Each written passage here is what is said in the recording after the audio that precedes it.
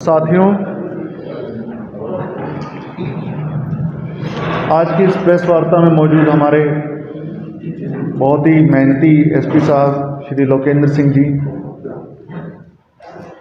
हमारे ASP under training madam प्रेवरा जी, CO जिला परिषद श्री सुरेश कुमार रावी जी, सीटीएम साहब गुलजार अहमद जी, डीपीआरओ साहब, डीडीए साहब, सीएमओ साहब, एक्शन साहब, आए हुए सभी press, media personal, journalist and camera person.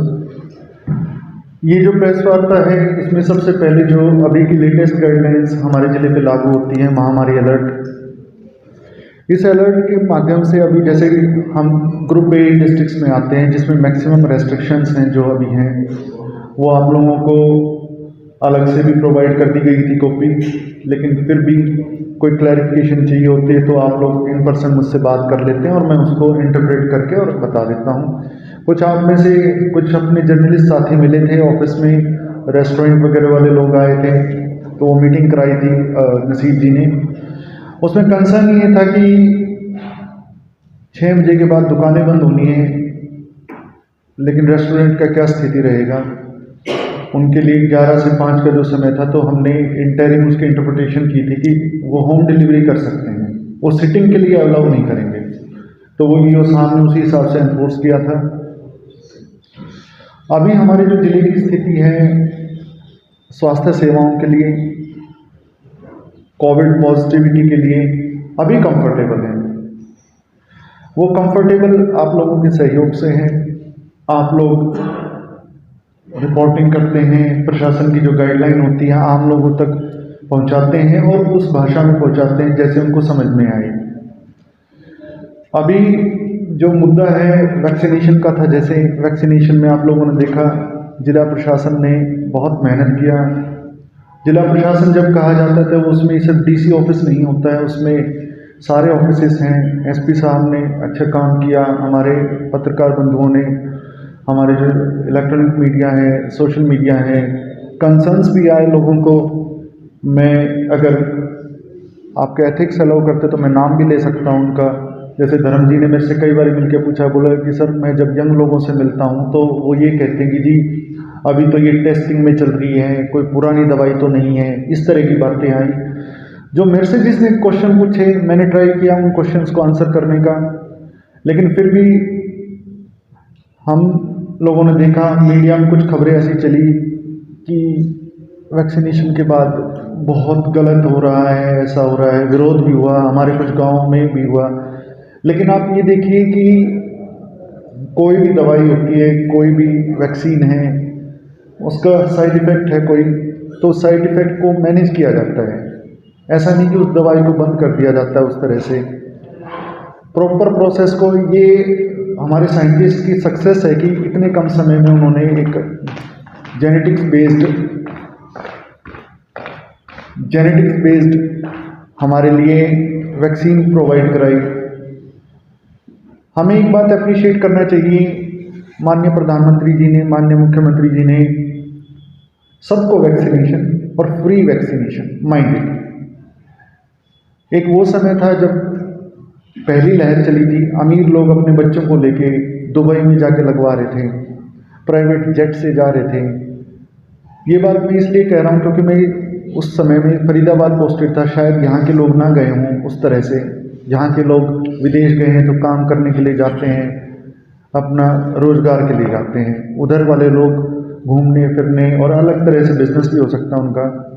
तो ये बात अप्रिशिएट करनी चाहिए। डेमोक्रेसी है, कोई भी अपनी बात कह सकता है। जर्नलिस्ट हैं, ऑफिसर्स हैं, सबके कंडक्ट रूल्स होते हैं। कोई अपनी बात कह रहा है, अप्राइज करा रहा है जनता को अपने तरीके से, उसमें कोई इशू नहीं है। मैं आपको बताना चाहूँगा वैक्सीनेशन में, जैसे कि फर्स्ट डोज के लिए हम सरपास कर चुके हैं 100% टारगेट जो मिले थे। मैंने पहले भी आपको, हमने ये नहीं कहा कैथल के सभी लोगों को लग चुकी है। सप्लाई मॉनिटर्ड है, वो जितनी सप्लाई हमें मिली, जितना सेंसस डेटा 8,11,818 फर्स्ट डोज के लिए 102% लोगों को लग चुकी है। लेकिन मैं इसमें आपको अप्राइज कराना चाहूँगा, अभी भी कैथल शहर के अंदर, ग्रामीण नहीं, कैथल शहर के अंदर तकरीबन 9,000 लोग ऐसे हैं 18 प्लस की उम्र के जिन्होंने वैक्सीन नहीं लगवाई है कैथल शहर के अंदर।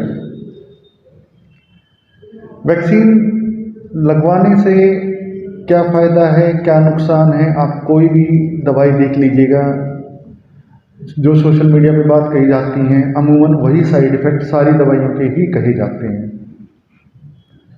फिर बात आती है AEFI, एक शब्द होता है जिसमें आपके जो सीवियर केसेस होते हैं वो 0.04% है, जो कैथल में रिपोर्टेड है। मैं आपको स्वास्थ्य विभाग की उपलब्धि के बारे में बताऊंगा आज। कैथल जिला अकेला जिला है जिसमें 0% वेस्ट हुई है वैक्सीन, ऐसा रिकॉर्ड में बताया है। जो रिकॉर्ड अवेलेबल है गवर्नमेंट के पास 0% वेस्ट हुई है। इसका मतलब ये माना जाए कि स्वास्थ्य विभाग की तरफ से पूरी मेहनत से डोजेस को यूटिलाइज किया गया है। इसके साथ साथ जैसे साथियों आपको पता है हमने PSA प्लांट लगा था अपने यहाँ पे PM केयर फंड से, वो बिल्कुल चालू स्थिति में 1000 LPM का। उसके अलावा हमारे पास D टाइप सिलेंडर्स 274 हैं, ये आपके पास डेटा मिल भी जाएगा आपको सॉफ्ट कॉपी, और B टाइप 252 हैं। एक जो कमी है हमारे पास वो डॉक्टर्स की कमी है। हमारे एक बहुत ही होनहार डॉक्टर हैं डॉक्टर राजीव मित्तल, उनको फ्रैक्चर हो गया है तो वो अभी अवेलेबल नहीं है। एक डॉक्टर शैलेंद्र शैली हैं, वो शायद अभी रिपोर्ट नहीं कर रहे हैं, मरीजों को नहीं देख रहे हैं। नेशनल हेल्थ मिशन के तहत जितना रिक्रूटमेंट करना था अभी भी हमने एडवर्टाइजमेंट की है। हम कोशिश कर रहे हैं, 2 डॉक्टर्स लगाए हैं उसमें, मेडिकल ऑफिसर्स, जो उसमें मैक्सिमम अलाउड थे, हमने वो कर दिए हैं पहले। मैं अप्रिशिएट करना चाहूँगा CMO साहब को, सिविल सर्जन को, जिन्होंने शालीनता से पूरी मेहनत की है स्वास्थ्य सेवाओं को सही करने के लिए। यहाँ पे कोई ऑफिस पॉलिटिक्स नहीं, जिसका काम है होने वाला है कर दीजिए, जिसका नहीं हो सकता शालीनता से मना कर देना उनको। वैक्सीनेशन हमने कोई कंपल्सरी नहीं की है, लोगों को ऐसा इंप्रेशन गया कि जी कंपल्सरी है। हम सिर्फ ये चेक कर रहे हैं, अभी भी 15 से जो 17 की जो गवर्नमेंट ने शुरू की है वैक्सीनेशन, आप केसेस बताइए जहाँ पर ज़बरदस्ती जाके ये कहा नहीं हम तो वैक्सीन लगाएंगे ही लगाएंगे। मेरे पास डेटा अवेलेबल है, हमने डेटा एनालिसिस किया है, कितने बच्चों ने मना कर दिया लगवाने से। ठीक है, मत लगवाइए, आज उनका मन है नहीं लगवाने का, अगर उनको उचित लगेगा कल लगवा लेंगे, हम उनकी काउंसलिंग करेंगे। गवर्नमेंट की जो हिदायत है वो सब के लिए मान्य होती हैं, क्योंकि हम यहाँ के सिटीज़न हैं, यहाँ के रेजिडेंट भी हैं। कोई बाहर वाला व्यक्ति आके यहाँ रहने लग जाएगा, वो सिटीज़न नहीं बनेगा, रेजिडेंट रहेगा, उसको law of the land follow जरूर करना पड़ेगा। इससे ज़्यादा इससे कम कोई मकसद नहीं है हमारा। कोई जिला प्रशासन ने ये नहीं सोचा कि हमने 4 दिन में करके कोई रिकॉर्ड बनाना है, कोई किसी को कॉम्पीट कर रहे हैं, नहीं। 15 to 17 में हमारा 65% टारगेट हमारा है 60,752 का, जो बच्चों को लगनी है। हमने कोशिश किया गवर्नमेंट स्कूल्स का जो डेटा अवेलेबल है वो 96% बच्चे लगवा चुके हैं। प्राइवेट स्कूल्स में अराउंड 70% ने लगवाए हैं। हमारे पास डेटा अवेलेबल है, हम आपसे शेयर कर लेंगे कितने बच्चों ने मना कर दिया कि हम नहीं लगवाना चाहते, कितने बच्चे आउट ऑफ स्टेशन थे। ये जिला प्रशासन ने पहले ही डेटा कलेक्ट कर रखा है। जो हमने सेक्रेटरीट में किया था वो सिर्फ इसलिए किया गया था कि ताकि लोगों को अलर्ट किया जाए। अगर कोई झगड़ा करके यूँ कहे कि मैंने नहीं लगवाना, आप में से कोई जर्नलिस्ट बंधु हैं उन्होंने नहीं लगवाया वैक्सीन, वो फिर भी मेरे से मिले थे उस टाइम पे, क्योंकि उस टाइम पे कंपलसरी था ही नहीं। लेकिन थोड़ी सी सख्ती जरूरी होती है इनर्शिया को तोड़ने के लिए। ये फिजिक्स का भी लॉ है और ये ह्यूमन बिहेवियर भी है। सख्ती अगर पब्लिक हेल्थ के लिए हो रही है, सख्ती अगर पब्लिक वेलफेयर के लिए हो रही है, बिना सख्ती के तो परिवार भी नहीं चलाए जा सकते। अभी भी पूरे ज़िले में कोई एक बच्चा आगे ये कह दे जी मेरे को ज़बरदस्ती है, तो उस टीचर पे, उस अधिकारी पे एक्शन हो जाएगा। बिल्कुल गवर्नमेंट ये कहेगी कंपलसरी है तो हम उसको फिर कंपलसरी लगाएंगे। अभी कुछ जैसे मेरे से मिले कि जी मेरे को तो बीपी का प्रॉब्लम है, मैं क्या लगवा सकता हूँ। मेरे से एक पत्रकार महोदय ने पूछी थी ये बात कि जी क्या वो लगवा सकते हैं।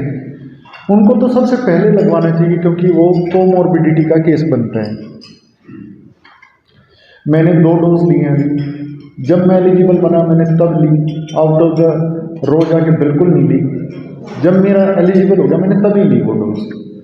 मैं बूस्टर डोज तभी लूँगा जब मैं एलिजिबल होऊंगा। आप ये सोचिए, बहुत सारे ज़िलों में एकदम से वैक्सीनेशन बढ़ा। जब कैथल ज़िले में हमने वैक्सीनेशन शुरू किया था, उसका कोई ऐसा मटेरियल बेनिफिट हमें नहीं चाहिए कभी भी। लेकिन आप ये देखिए, आज वेरिएंट ओमिक्रॉन कहा जाता है कि ये फैलता जल्दी है लेकिन खतरनाक कम है, लेकिन डेल्टा वेरिएंट भी तो वही है। मैं नाम लेना चाहूँगा कैथल ब्रेकिंग टीवी का, जो उनको चलाते हैं, हरदीप सिंह ढुल साहब हैं, आपके जर्नलिस्ट कैथल ब्रेकिंग टीवी से। उन्होंने इतने वाजिब क्वेश्चन पूछे हैं कि जर्नलिज्म, कहते हैं ना जैसे टाइगर, अभी टाइगर जिंदा है, जर्नलिज्म जिंदा है। अभी क्लेम करना, सुर्खियां बटोरना बड़ा आसान है, फ्यूचर को देखना, एंटीसिपेट करना, टू फोरसी चैलेंजेस क्या हो सकते हैं। अभी स्कूल बंद हैं, अलग अलग सरकारें अलग अलग समय पे डिसीजंस ले रही हैं क्योंकि हेल्थ स्टेट सब्जेक्ट है। सरकार को लगेगा, फीडबैक जाएगा, सरकार डिसीजन लेगी उस पर। लेकिन हमारे लिए जो सरकार की तरफ से डिसीजन दे दिया और हमसे जो फीडबैक लिया जाता है हम देते ही हैं। आप कुछ साथियों ने कहा कुछ कोचिंग इंस्टीट्यूट्स निर्देश ना होते हुए भी चला रहे थे उनको, तो हमने वही कार्रवाई की। ईओ साहब ने एनफोर्समेंट में, पुलिस ने बिल्कुल कोशिश करके वो कराया। कई बार ये प्रश्न होता है कि जी क्या कोरोना 6 बजे के बाद ही आता है, ये प्रश्न आता है। तो अमूमन आप ये देखिए, लोग शाम को ही घर से बाहर निकलते हैं, भीड़ भाड़ तभी होती है। इसके अलावा मैं आप लोगों को बताना चाहूँगा, हमारे पास 4 लाख के आसपास बच्चे हैं बिलो 18 की, जो हमारी पॉपुलेशन है। हमारे पास जो संसाधन है वो लिमिटेड है, लेकिन जो हमारे कैथल जिले की जनता का जो स्पिरिट है ना, जो भावना है, एक दूसरे के साथ जो वो सहयोग करते हैं, वो किसी जिले में नहीं है। प्रशासन, गांव, कर्मचारी, किसी को प्रेशर फील नहीं हुआ, लेकिन हम लोगों ने वैक्सीनेशन में काफ़ी अच्छा किया, वो सराहनीय काम किया। विभागों पे जिसकी भी ड्यूटी लगाएगी, माइंडेड, किसी टीचर की ड्यूटी नहीं लगाएगी। स्वास्थ्य विभाग ने मेहनत किया, राजस्व विभाग ने किया और पंचायत विभाग ने। हमने वो टाइम देखा जब, मैं कोरोना का इन जनरल नहीं कह रहा हूँ, कि जब संसाधनों की बहुत ज़्यादा कमी होती है और रिसोर्सेज को बिल्कुल ध्यान से यूटिलाइज करना होता है कि इस तरफ इतना कर देते हैं, इस चीज़ को इस तरफ इतना। अपने पास रिसोर्सेज हैं, लेकिन यकीन मानिएगा वो रिसोर्सेज की ज़रूरत कम से कम पड़े। 100 बेड का पोर्टेबल हॉस्पिटल रेडी है, अपना रेडी टू यूज़ है वो। बिजली कनेक्शन, सीवरेज कनेक्शन उसमें करवा लिए गए हैं, पहले से ही तैयार है। इसके अलावा माननीय मुख्यमंत्री महोदय की तरफ से निर्देश क्लियर हैं। उन्होंने 12 दिसंबर को मीटिंग लिया था फिजिकली। आप अपनी वॉर लेवल की तैयारी रखें पूरी। आपको बिल्कुल यूँ होना चाहिए, क्योंकि देखिए ज़्यादा समय, सेकेंड वेव के टाइम पे ज़्यादा समय नहीं मिल रहा था, प्रशासन को भी, किसी को नहीं मिला था, एकदम से वो हुआ था। आप यकीन मानिए, माननीय मुख्यमंत्री महोदय का यहाँ पे दौरा था 8 जनवरी का प्रपोज्ड, वो कैंसिल हुआ। माननीय मुख्यमंत्री महोदय सेकेंड वेव के टाइम पे खुद फिजिकली तैयारियों को देख रहे थे फील्ड में आके। संजीदगी है, हर जगह सेंसिटिविटी है। हम लोग ये चाहते हैं कि हमारे जो कैथल के निवासी हैं वो स्वस्थ रहें, वो कोरोना से बचे रहें। इसके अलावा जिला प्रशासन ने 2-3 प्रोजेक्ट्स पूरे किए हैं। उसमें गोला सब डिवीज़न के 2 काम हैं। एक वहाँ पर बस स्टैंड बनना, जिसके लिए 49 कनाल की लैंड थी हमारी 6 एकड़ से थोड़ी ऊपर, वो खाली कराई गई। वो 40 साल से कब्जा था उस पर। पहले वो इसलिए नहीं कराई गई थी क्योंकि हाईकोर्ट में PIL थी कि आप डिस्पोजेस नहीं कर सकते किसी को। हमने जो लीगल रेमेडी पूरा लीगल प्रोसेस फॉलो करते हुए वो किया। अब वहाँ पर बस स्टैंड बनेगा। इसके अलावा एक CM अनाउंसमेंट थी बाईपास की, चीका की, उसके लिए भी भूमि पोर्टल पे किसानों को मनाया गया। माननीय मुख्यमंत्री महोदय ने बिल्कुल प्रायोरिटी पे उस प्रोजेक्ट पे अप्रूव किया है। इसके साथ साथ कुछ प्रोजेक्ट्स पे अभी मेहनत चल रही है। मुख्यतः उसमें कोशिश रहेगी कि जो हमारी सड़कें हैं, जो मुख्य सड़कें हैं जहाँ पर चौड़ी हो सकें, 2 लेन से 4 लेन हो सकें, वो ये रहेगा। इसके साथ साथ आपको पता होगा वर्किंग सिचुएशन में है RT-PCR लैब हमारी जो कलायत में बनी थी।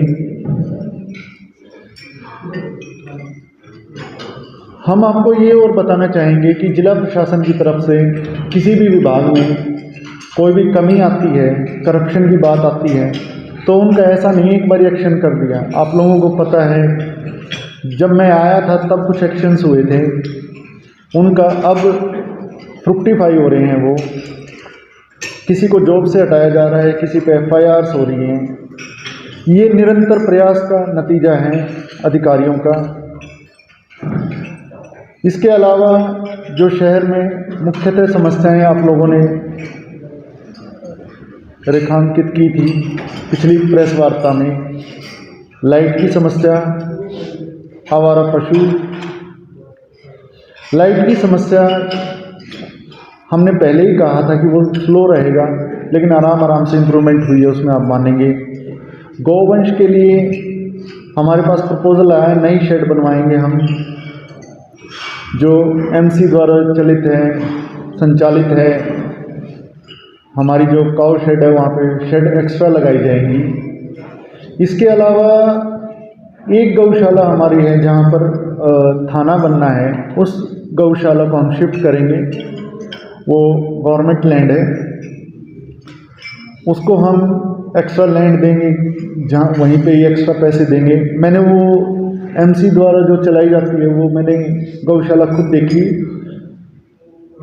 वो ठीक से काम कर रहे हैं, वो लोग अच्छा काम कर रहे हैं। इसके अलावा पत्रकार बंधुओं के माध्यम से कुछ समस्याओं को हमेशा रेखांकित किया जाता है, जिसमें मुख्यतः किसानों की समस्याएं हैं।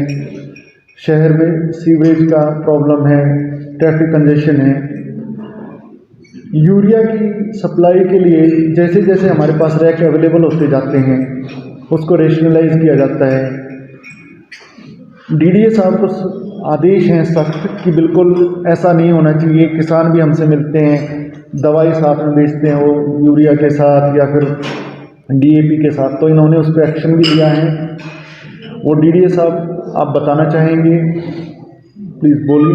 रिपोर्ट से रिलेटेड इंफॉर्मेशन की बात है, अभी तक हमारे रबी सीजन जो कि 1 अक्टूबर 2021 से और 31 मार्च 2022 तक चलता है, तो 78,000 मैट्रिक टन हमें यूरिया की ज़रूरत इसमें पड़ती है।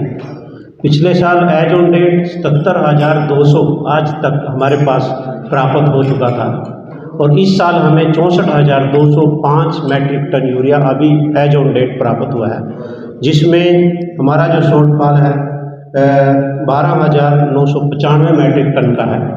आज भी यूरिया का एक रैक हमारे इफ्को का लगा हुआ है, जो कि सभी पैक्स में इस समय जा रहा है। और हमारी कोशिश है कि ज़्यादातर जितनी भी क्वांटिटी यूरिया की आई हमने कोऑपरेटिव सेक्टर्स में देने की कोशिश की है, क्योंकि 5 कंपनियां ही कोऑपरेटिव सेक्टर के लिए एनलिस्टेड हैं कि वो 5 कंपनियां दे सकती हैं, इफको, क्रिप्को, एनएफएल, आईपीएल, इस तरह से वो उन्हीं का ही कोऑपरेटिव सेक्टर्स में जाता है। बाकी प्राइवेट कंसर्न हैं जिनका अलग अलग से एग्रीमेंट्स हो प्राइवेट सेक्टर्स के लिए हैं, तो हम सबको बाउंड नहीं कर सकते। तो मैं हमारी ज़्यादातर कोशिश, थोड़ी सी शॉर्टेज क्यों आई कि इसका मैं ब्रीफ कर देता हूँ। हमारा जो मेजर सप्लायर है जो हर दूसरे दिन रैक निकलता था पानीपत में, एनएफएल प्लांट, वो बिल्कुल पीक सीजन के दौरान बंद हो गया। एक मेन रीजन है हरियाणा के लिए, एनएफएल जो यूरिया बनाता था डेली एक दिन छोड़ कर रैक निकलता था और उसमें हमें हर वीक एक रैक प्लानिंग में था ऑलरेडी। तो एक मेन रीजन ये भी है कि वो बंद हो गया। तो मैं बैग्स में अगर बात करूं तो 2,60,000 टन पिछले साल की कंपैरिजन में एज ऑन डेट हम अभी शॉर्टफॉल है हमारा कैथल के अंदर। फिर भी हमने अपने सभी अधिकारियों कर्मचारियों की ड्यूटी लगा रखी है। जहाँ भी जिस भी दुकान पर रैक जाता है तो हम वहाँ ड्यूटीज लगाते हैं, उनकी प्रेजेंस में खाद बढ़ता है। बार बार सभी समाचार पत्रों में आता है कि लाइन लगी हुई, लाइन लगना वाजिबी है क्योंकि पुराने प्रोसेस सब बंद हो चुका है। जैसे ट्रक दुकान पे पहुंचता उसके बाद ऑनलाइन मशीन में खाद डाला जाता है और ऑनलाइन ही आधार से लिंक खाद है, जो भी लेगा उसका आधार से थंब लगेगा फिर लगेगा। तो इन बिटवीन लाइन लंबी हो जाती है, 1-1.5 घंटे का प्रोसेस है ये, उसमें लाइन लंबी हो जाती है। और उसके बाद बिल्कुल आप पोर्टल से एक एक दुकान का हम डाटा निकाल के दे सकते हैं कि किस दुकानदार ने किस किसान को बेचा है। हमारे आधार बेस्ड, आधार लिंक्ड फर्टिलाइज़र सेल हो रहा है, बिल्कुल इसमें पारदर्शिता है, हर तरह से कोई दिक्कत नहीं है। हम कोशिश कर रहे हैं 2,60,000 बैग की शॉर्टेज के साथ भी सप्लाई को नॉर्मल बना रखा है। साथ साथ हमने अल्टरनेट नैनो यूरिया का इस्तेमाल बढ़ाया क्योंकि सरकार की कोशिश है 240 रुपये का 500 ml वो एक जो एकड़ में डलता है और एक यूरिया बैग का काम करता है। तो सरकार की कोशिश ये भी है कि इतनी भारी सब्सिडी हमें प्राइवेट कंपनियों को देनी पड़ती है एक बैग पर। यदि हम एक्सपोर्ट करते हैं तो लगभग 4,000 के आसपास एक बैग कट्टा पड़ता है और हम यहाँ 266 रुपये में किसानों को देते हैं। यदि सर ये कार्रवाई बताइए सर, जो लोग दवाई बेचते हैं, हाँ जी सर, हो गया सर जी सर। दूसरा, हमें 6 कंप्लेंट मिली रिटर्न में, क्योंकि हम किसी फर्म के खिलाफ कार्रवाई करते हैं तो हम सबसे कहते हैं कि भाई रिटर्न कंप्लेंट दीजिए। कहीं किसान नहीं देते, कहीं दे के गए, तो उसमें हमने एक पे FIR की है, 2 लाइसेंस बिल्कुल कैंसिल कर दिए और 6 सस्पेंड किए हैं। तो उस पर हमने बिल्कुल कार्रवाई की है। साथ साथ हमारा क्वालिटी कंट्रोल का जो कैंपेन है वो बड़ा टाइट हमने चलाया। हर प्रोडक्ट को हमने अब की बार छुआ है। 165 हमने पेस्टिसाइड के सैंपल सर ड्रान किए हैं, इसमें 9 फेल आए हैं, जिसमें से 270 हमने फर्टिलाइज़र के लिए, जिसमें से 28 फेल आए तो अभी तक। और उसकी जो भी प्रोसिक्यूशन है डिफरेंट कोर्ट्स में जारी है। तो जहाँ पे हमें रिटर्न कंप्लेंट मिली है, क्योंकि कई डीलर्स फिर चले जाते हैं कि जी आपने हमारे खिलाफ ये कार्रवाई की है। वैसे इंस्पेक्शन रिपोर्ट हम स्वयं करते हैं, उसमें भी कार्रवाई करते हैं, बट रिटर्न पे हम रिटर्न कंप्लेंट जितनी है हमने तुरंत कार्रवाई की है इस पर। सर, जितना ये यूरिया हुआ है, कितनी संभावना है कि इसकी प्रोडक्शन कर सकते हैं? ऐसा कितना एरिया? नहीं, प्रोडक्शन पे नहीं, हम उसको अल्टरनेट मेजर्स बता रहे हैं। प्रोडक्शन पे कोई असर नहीं पड़ेगा क्योंकि हमने यूरिया का अल्टरनेट दिया नैनो यूरिया, और बीच में भी 5 किलो यूरिया का स्प्रे बता रहे हैं। यदि ग्रोथ स्टंटेड होती है तो हम बताते हैं 5 किलो यूरिया का आप स्प्रे करें। इन बिटवीन जनवरी के महीने में आप डेली रैक हमारे पास हर वीक में 2 आ रहे हैं, तो हमारी जनवरी में ही पूरी हो जाएगी क्वांटिटी पूरी। नैनो यूरिया कितने किसानों को? लगभग 5% किसानों ने यूज कर लिया होगा।